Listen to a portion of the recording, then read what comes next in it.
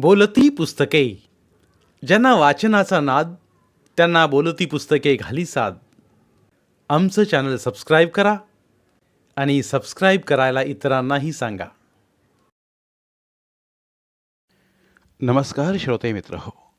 बोलती पुस्तके सादर करत आहे ज्येष्ठ लेखक वा बेहरे लिखित कादंबरी मेकअप, प्रकरण 6. मी मुंबईला गेलो आणि त्या दोघांना भेटलो. का कुणास ठाऊक, माझ्यातला अकारण निर्माण झाला चोरटेपणा हा चित्रपट पाहिल्यानंतरच कमी झाला होता. प्रत्यक्षात तर तो फारच कमी झाला होता. दादाजी अंतर्बाह्य बदलले होते. त्यांचे कपडे बदलले, वागण्याच्या रीती बदलल्या. एवढंच नव्हे तर त्यांचे जे पूर्वी थंड असे जे एक व्यक्तिमत्व सतत जाणवत असे, ते आता संपूर्ण पुसले गेले. याउलट ते अधिक खेळकर व प्रसन्न असे वाटू लागले. चंद्रकला संतुष्ट असावी, हसतमुख असावी, यासाठी त्यांचा जाणीवपूर्वक प्रयत्न चाललेला होता. विश्रांतीसाठी ते 15 दिवस युरोपची सफरसुद्धा करून आले. या चित्रपटाच्या यशामुळे मध्यंतरी विसरल्या गेलेल्या दादाजींच्या कर्तृत्वाचा खूपच बोलबाला झाला. या चित्रपटाने लोकप्रियतेचा एक नवा उच्चांक गाठला. दादाजी वास्तविक वयाने कितीतरी मोठे, पण नव्या बदललेल्या आधुनिक वेशभूषेमुळे आणि नव्या लौकिकामुळे ते कितीतरी तरुण वाटत होते. शिस्तशीर वागण्यामुळे, निर्व्यसनीपणामुळे आणि योग्य ते व्यायाम, आहार, पथ्य पाळण्याची सवय असल्यामुळे अगोदरच त्यांची प्रकृती अतिशय चांगली होती. स्त्रीच्या आसक्तीबद्दल त्यांचा एकेकाळी असणारा दुर्लौकिक या नव्या सहजीवनामुळे तर पुसला गेलाच, पण उलट विषम असले तरीसुद्धा एक सुखी जोडपे हा त्यांचा नवा लौकिक त्यांनाही अधिक तरुण ठेवण्यास उद्युक्त करीत होता. हा चित्रपट करताना त्याने अमाप कष्ट घेतले होते. तसे ते नेहमीच घेत, पण यावेळेस त्यांनी कुठेही कसूर ठेवली नव्हती. या चित्रपटाचे यश ते चवीचवीने काही दिवस भोगतील आणि नवविवाहित पत्नीबरोबर मौज मजा करतील असे जे वाटत होते, ते मात्र खोटे ठरले. त्यांनी परदेशी पळून जाव्या लागलेल्या एका क्रांतिकारकावर चित्रपट काढण्याचे लगोलग घोषित केले. चित्रपट कथा आणि संवाद लिहिण्याचे काम त्याने एका मातब्बर अशा लेखकाकडे सोपवले आणि कधीही दाखवला नाही असा वेग या चित्रपट निर्मितीच्या वेळीही दाखवला. या चित्रपटासाठी त्यांना माझी गरज होती, कारण या चित्रपटात आउटडोअर शूटिंग खूप होते. हा चित्रपट केरळमधल्या बॅकग्राऊंडवर चित्रित करण्याचे ठरले, कारण ज्या क्रांतिकारकावर हा चित्रपट निघत होता तो साऊथ अमेरिकेतील पॅराग्वे या देशात निर्वासित म्हणून राहत होता. त्याने या देशाचे नागरिकत्वही स्वीकारले होते. एवढेच नव्हे तर त्या देशाचा तो शेतीमंत्री म्हणून नियुक्त झाला होता. तिथल्या राजकीय जीवनात आणि शेतीविषयक उद्योगात त्याने खूप नावलौकिक प्राप्त करून घेतला होता. त्या देशाचे भौगोलिक वातावरण त्यातल्या त्यात केरळमधल्या वातावरणाशी मिळते जुळते होते. मला तर मल्याळम येत होतेच, पण चंद्रकलेलाही येत होते. त्या चित्रपटात चंद्रकलेला त्याच्या क्रांतिकारकाच्या समर्पित वृत्तीच्या प्रेयसीची भूमिका होती. तो चित्रपट आंतरराष्ट्रीय पातळीवर गाजेल अशी त्याची रचना मुद्दाम केलेली होती. नेहमीप्रमाणे याही चित्रपटाची आखणी अगदी तपशिलासह दादाजींनी केली होती. स्वतः दादाजीच त्यात नायकाची भूमिका करणार होते आणि म्हणून त्यांना अशाच दिग्दर्शकाची गरज होती की ज्याला दादाजींच्या तंत्रानुसार काम करण्याची सवय होती. दिग्दर्शक दादाजीच होते, परंतु ते स्वतः भूमिका करताना त्रयस्थपणे पाहून चित्रपट निर्माण होण्याची त्यांना आवश्यकता वाटत असल्यामुळे त्यांनी माझ्या साह्याची अपेक्षा केली आणि ती अपेक्षा पुरी करण्यात मलाही धन्यता वाटत होती. कारण साधे होते. मी चित्रपट विद्येचे धडे दादाजींच्या हातूनच गिरवले होते. मी स्वतंत्रपणे खूप लौकिक कमविला असला तरी दादाजींच्या मानाने तसा मी कुणीच नव्हतो. शिवाय ज्या तामिळ चित्रपट क्षेत्रात माझा लौकिक होता ते कलात्मकदृष्ट्या काही फारसे उच्च दर्जाचे नव्हते. या निमित्ताने पुन्हा माझा राजहंस कलामंदिराशी संबंध येत होता. एवढंच नव्हे तर हिंदी चित्रपटसृष्टीतले एक महत्त्वाचे पान मी लिहिणार होतो. माझ्या हातात असलेल्या जबाबदाऱ्या मी लवकर पुऱ्या केल्या. स्टुडिओची नीट व्यवस्था लावून दिली आणि दादाजींच्या युनिटमध्ये सामील झालो. तिथे मला दादाजींचे आणि चंद्रकलेचे वेगळे रूप पाहायला मिळाले. दादाजी बदललेले होते हे तर यापूर्वीच माझ्या लक्षात आलं होतं. आता तर ते सर्वच कलावंतांच्या बाबतीत सहानुभूतीने वागत असत. चंद्रकलेवर ताण पडणार नाही असे शेड्यूल त्याने आखले होते. एरवी त्यांचे शूटिंग स्क्रिप्ट इतके पूर्वसिद्ध आणि परिपूर्ण असे की आयत्या वेळी सहसा बदल केले जात नसत. पण आता अधिक परिणाम व्हावा म्हणून एखादी गोष्ट सुचविली आणि दादाजींना पसंत पडली तर त्यात बदल होत असे. किंबहुना या चित्रपट कथेत समर्पित वृत्तीच्या नायकाचे जे प्रेम प्रसंग होते ते चित्रित करताना त्यांनी बऱ्याच गोष्टी माझ्यावर सोपवल्या होत्या आणि मीही माझे जास्तीत जास्त कसब वापरून ते प्रेमाचे प्रसंग अधिक हृदय करण्याचा प्रयत्न केला होता. दादाजींनी माझी नेमणूक त्या चित्रपटात का केली हे मला त्यावेळेस समजले. चंद्रकला ही आता त्यांची पत्नीच होती. त्यामुळे ते प्रणय प्रसंग चित्रित करताना आपल्याकडून प्रमाणबद्धता राखली जाणार नाही अशी त्यांना भीती वाटत असावी. शिवाय प्रत्यक्ष काम करणाऱ्या त्या दोघांकडे अलिप्तपणे परंतु काव्यात्मक पातळीवर हे प्रसंग चित्रित करणे तिराहिताला अधिक शक्य होते. प्रत्यक्ष प्रेम करणे आणि प्रणयाचा अभिनय करणे या दोन गोष्टी भिन्न आहेत. ते समजण्याची पात्रता दादांजीजवळ होती. शिवाय प्रौढ प्रेम हे शारीरिक पातळीच्या पलीकडे जायला हवे. त्यात एक गूढ अनामिक आकर्षण असायला हवे. त्यात काही ना काहीतरी उदात्तता, आर्तता आणि त्याहीपेक्षा त्या क्रांतिकारकाचा जगावेगळा जीवनक्रम जाणवायला हवा होता. दादाजी सारे प्रसंग आधी समजावून सांगत असत.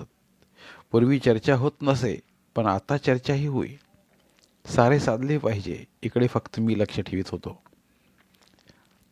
या चित्रपटाची भव्योदात्त पार्श्वभूमी विसरून चालण्यासारखी नव्हती. प्रादेशिक किंवा राष्ट्रीय सीमा ओलांडून एका आंतरराष्ट्रीय स्तरावर सतत वावरायचे होते. इंग्रजांच्या रोषाला बळी पडलेला एक क्रांतिकारक निराधार अवस्थेत अन्य परक्या एका देशात आसरा घेतो आणि तिथल्या लोकजीवनाशी एकरूप होतो. एवढेच नव्हे तर तिथल्या जनतेने जुलमी राज्यकर्त्यांविरुद्ध केलेल्या बंडात सहभागी होतो आणि नानाविध अडचणींना तोंड देत तिथल्या लोकनायकाला सहाय्य करतो. या पार्श्वभूमीवर एकाकी अवस्थेत वावरणाऱ्या या क्रांतिकारकावर त्या देशातल्या लोकनायकाची बहीण आशिक होते. ती त्याला सर्वस्व देते, पण अखेरीस पुन्हा उद्भवलेल्या बंडखोरांच्या चकमकीत धैर्याने लढणाऱ्या या क्रांतिकारकाला मृत्यू येतो. अशी हृदयकथा चित्रित होत होती. अनुभव केवळ नवाच नव्हता, रोमांच उठवणारा होता. या चित्रपटात चंद्रकलेने आपले काम रसरसून केले होते. कमीत कमी भाषेच्या बळावर तिला अभिनय करायचा होता. त्याला ती पुरून उरली. पण अभिनेत्री म्हणून मला माहीत असलेल्या तिच्या कौशल्यापेक्षा तिचे दादाजींचे असलेले संबंध पाहून मात्र मी फारच प्रभावित झालो. संपूर्ण दिवस ती आमच्याबरोबर उन्हातान्हात उघड्यावर काम करीत होती. मेकअप पुसला की दादाजींची ती सहचारिणी होई. दादाजींच्या प्रत्येक लहान सहान गोष्टीत तिचे लक्ष असे. वास्तविक नोकरांचा ताफा आमच्याबरोबर होता. निवासस्थानाची व्यवस्थाही अतिशय सोयीस्कर अशी होती.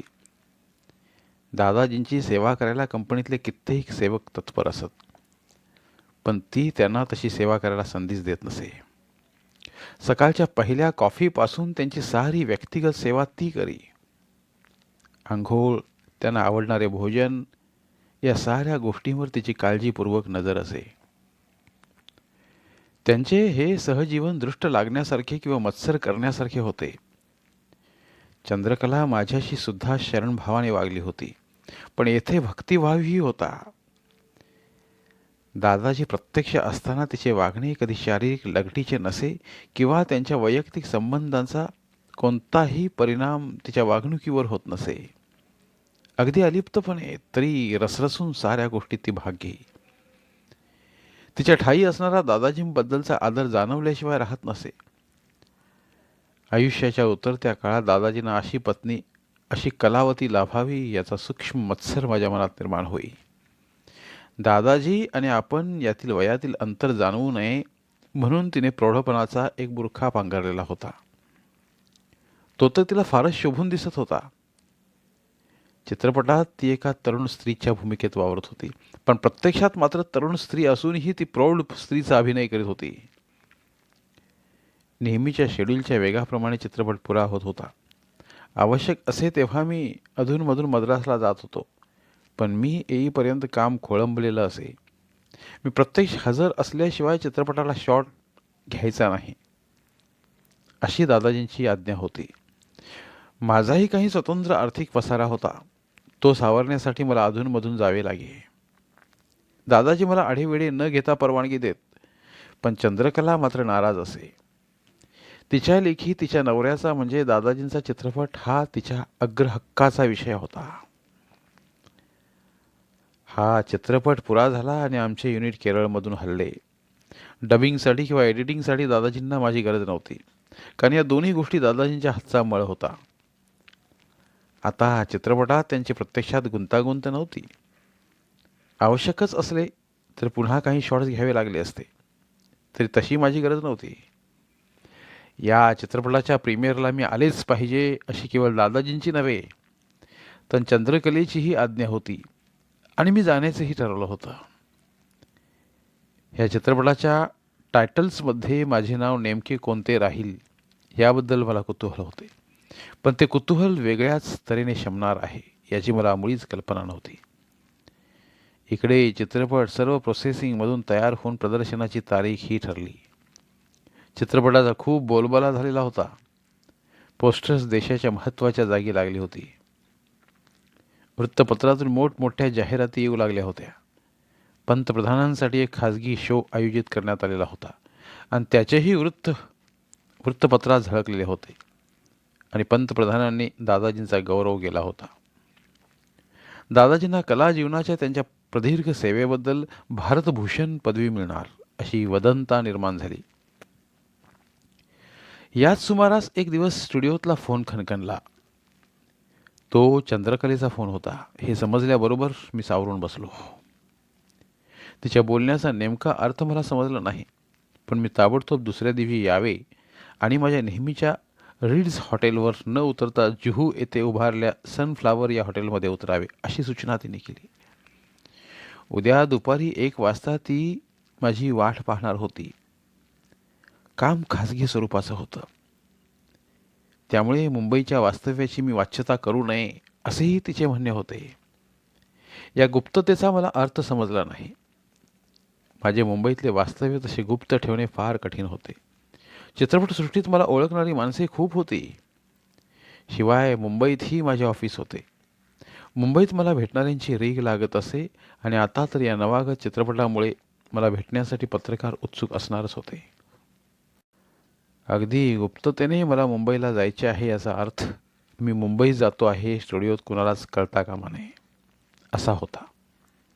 मला हे थोडे विचित्र वाटत होते. मी हैदराबादला किंवा कलकत्त्याला जातो आहे असे सांगितले असते तरीसुद्धा तिथे माझी प्रतीक्षा करणारे लोक असणारच होते आणि स्टुडिओचाही फोन तिथे सारखा खणखणणार होता. नेहमीच्या ट्रॅव्हलिंग एजन्सीजकडून मुंबईचे तिकीट रिझर्व्ह करण्यासारखे नव्हते. सगळा चोरीचा मामला होता. प्रसिद्धीच्या झोतात असलेल्या माणसाला हा असा कारभार करणे कठीण असते याचा अनुभव आला. बेंगलोर मार्गे मी मुंबईला जायचं ठरवलं आणि कुणाच्याही लक्षात येणार नाही अशा पद्धतीने मुंबईला गेलो. सनफ्लावरमध्ये माझ्या नावाने सूट बुक केलेला होता. सनफ्लावर हे अगदी नव्याने निघालेले आलिशान हॉटेल होते.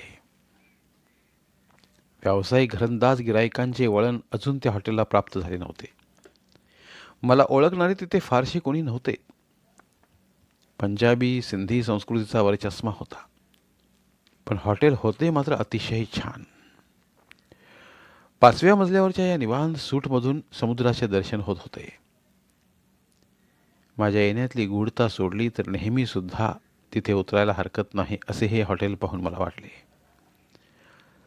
मी स्नान केले, प्रवासाचा शीन घालवला आणि चंद्रकलेची वाट पाहत बसलो. एखाद्या गुप्त ठिकाणी संकेत करावा हे चंद्रकलेला शोभत नव्हते. मलाही ते आवडले नव्हते, तरीही मी आलो होतो. दादाजींना हे कळले तर काय होईल याचा विचार माझ्या मनात येत होताच. किती दिवस झाले चंद्रकला माझ्यापासून दूर गेली. एवढंच नव्हे तर आमच्या क्षेत्रातल्या एका थोर दिग्दर्शकाची धर्मपत्नी झाली.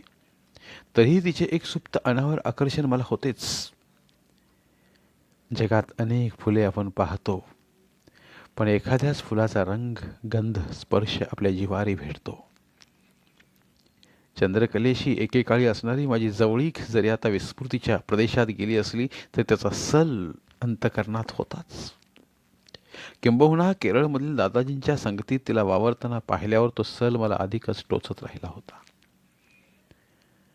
आपले कामिनीचे रूप बदलून टाकून तिने एक प्रौढ सात्विक असे नवे आकर्षक व्यक्तिमत्व धारण केलेले असले तरीही तिचे मूळचे शारीरिक रूप मला कधीच विसरता आले नव्हते. तिची मागणी मी तिच्याशी लग्न करावे अशी होती. दादाजींनी तिच्याशी जे लग्न केले ते तशा अर्थाने कायदेशीर नव्हतेच. दादाजींच्या प्रथम पत्नीला त्याने अधिकृतपणे घटस्फोट कुठे दिला होता? मलाही तसे करता आले असते. मेघनेच्या करारी व्यक्तिमत्वामुळे मात्र ते सोपे नव्हते, पण अशक्यही नव्हते. तिला प्रतिष्ठा हवी होती. मी ती देऊ शकत नव्हतो. तिला दोष द्यावा अशी परिस्थिती नव्हती. पण आता या बदललेल्या परिस्थितीत तिचे माझ्याकडे काय काम असावे? ती माझ्याशी दादाजींच्या घरी, स्टुडिओत किंवा डिस्ट्रीब्युशन ऑफिसमध्ये बोलू शकली असती. मग ही गुप्तता का? आणि ही गुप्तता तरी खरोखरीच राखता येईल काय? मुंबई ही एक प्रचंड महानगरी आहे आणि इथे कोणी कोणाचा नसतो. प्रकाशातल्या व्यक्तींना सुद्धा इथे कोणी ओळखत नाहीत. वाट पाहण्याचा हा काळ मला अगदी असह्य झाला. धन्यवाद. उर्वरित कादंबरी पुढील भागात.